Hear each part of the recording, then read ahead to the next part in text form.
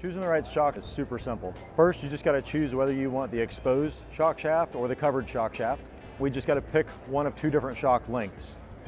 All we got to do is measure from center eye to center eye on the shock with the car at the desired ride height, and then we're just going to pick a shock that's about mid-travel at that point. These hot rod shocks were designed specifically for use with a straight axle front end.